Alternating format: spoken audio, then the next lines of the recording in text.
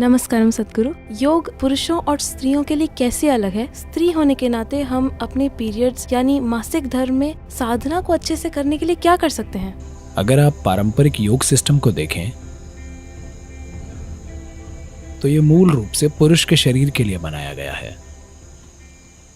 उन्होंने स्त्री के शरीर के बारे में नहीं सोचा क्योंकि उन दिनों स्त्रियां कभी साधना करने नहीं आती थीं। उनका आना संभव नहीं था। कई कारणों से, शारीरिक कारण, सामाजिक कारण, बाकी की चीज़ों की तरह, क्योंकि तब योग स्टूडियो में नहीं सिखाया जाता था। ये कोई गुरु कहीं किसी गुफा में, किसी पहाड़ पे या जंगल में सिखाता था। उन दिनों एक स्त्री वहाँ नहीं जा सकती थी। तो ज़्यादातर 90% योग प्रक्रियाएं पुरुष के शरीर के हिसाब से बनाई गई थी, न कि स्त्री के शरीर के हिसाब से।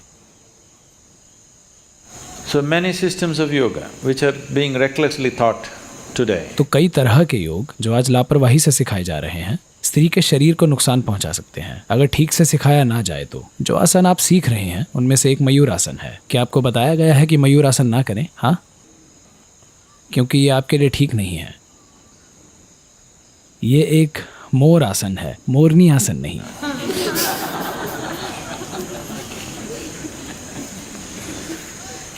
तो इस तरह से कई पहलू हैं। उनमें से कुछ बहुत ही भौतिक पहलू हैं, कुछ ज़्यादा सूक्ष्म हैं, पर ऐसे पहलू मौजूद हैं। कुछ चीज़ें हैं जो एक महिला को नहीं करनी चाहिए, बिल्कुल नहीं। कुछ चीज़ें हैं जो उसे किसी विशेष समय पर नहीं करनी चाहिए। तो स्त्रियों को क्या बिल्कुल नहीं करना चाहिए? आमतौर पर ईशा योग में हमने उन चीज़ों की बात भी नहीं की है, बस मयूर आसन और कुछ दूसरी चीज़ों के अलावा जिनके बारे में आप नहीं जानते। ब्रह्मचारियों को हम कुछ चीज़ें सिखाते हैं जो दूसरों के लिए ज़रूरी नहीं है। तो किसी विशेष समय के दौरान आपको क्या नहीं करना चाहिए, ये हर स्त्री के मुताबिक बदलता है। ये अलग अलग हो सकता है। हर स्त्री उन कुछ दिनों में एक ही तरह की परेशानी से नहीं गुजरती। कुछ स्त्रियों के लिए उनका पूरा जीवन उलट फुलट हो जाता है। कुछ स्त्रियां इससे ऐसे गुजरती हैं कि उनके मानसिक या शारीरिक सिस्टम में ज़्यादा परेशानी नहीं होती। इसलिए कोई व्यक्ति कैसा है, इसके आधार पर हमें छोटे छोटे बदलाव करने होंगे। पर अगर हम कोई ऐसी चीज़ कर रहे हैं जो बहुत बलपूर्वक है, अगर हम कोई ऐसा अभ्यास कर रहे हैं जिसकी प्रकृति बलपूर्वक है, तो उन दिनों वो अभ्यास ना करना ही अच्छा है। क्योंकि कोई भी जोर लगाने वाली गतिविधि शरीर और मन में चिड़चिड़ापन पैदा कर सकती है। क्योंकि उस समय स्वाभाविक रूप से शरीर एक तरह का आराम और एक तरह की शांति की तलाश करता है, ना कि कोई उत्तेजित गतिविधि। कुछ दूसरे पहलू हैं जो आसन से ज़्यादा क्रिया जैसे हैं। अगर आप आसन बहुत आराम से करना सीख गए हैं तो सब कुछ करना ठीक है। अगर आप वहाँ तक नहीं पहुँच पाए हैं तो कुछ चीज़ें ना करना ही बेहतर है।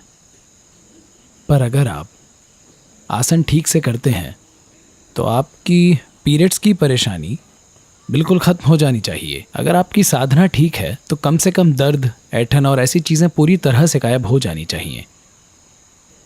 अगर साधना के बाद ये चीज़ें बढ़ गई हैं तो 3 महीने इंतज़ार करें। 3 महीने बाद भी अगर ये कम ना हो तो हमें ये फिर से देखना होगा कि आप साधना कैसे कर रहे हैं। जो आप कर रहे हैं शायद वो ठीक हो, पर आप उसे कैसे कर रहे हैं, हमें इस पर ध्यान देना होगा। क्रिया के मामले में काफ़ी नियम होते हैं। आसनों के मामले में ज़्यादा नियम नहीं होते। कुछ ऐसे अभ्यास हो सकते हैं जो शरीर के आसन भी हैं और क्रिया भी। उनके बारे में आपको वाकई सावधान रहने की ज़रूरत है। जैसे हम सूर्य क्रिया कर रहे हैं, सूर्य क्रिया पर ज़्यादा ध्यान देना ज़रूरी है, क्योंकि अगर आपके अंदर सूर्य की बहुत ऊर्जा होगी तो ये एक स्तर पर बहुत अच्छा है। पर अगर ये आपकी स्त्री प्रकृति को परेशान कर रहा है तो हमें इसे फिर से एडजस्ट करना होगा, हमें इसे थोड़ा सा बदलना होगा आपके लिए। ये बहुत ज़रूरी है कि ये व्यक्तिगत हो। ऐसा कोई सामान्य नियम नहीं है, पर आम तौर पर ईशा योग के रूप में सिखाए जाने वाले सभी अभ्यास किए जा सकते हैं। वे सभी ठीक हैं, कपालभाति के अलावा बाकी सब ठीक हैं, आप इन्हें कर सकते हैं।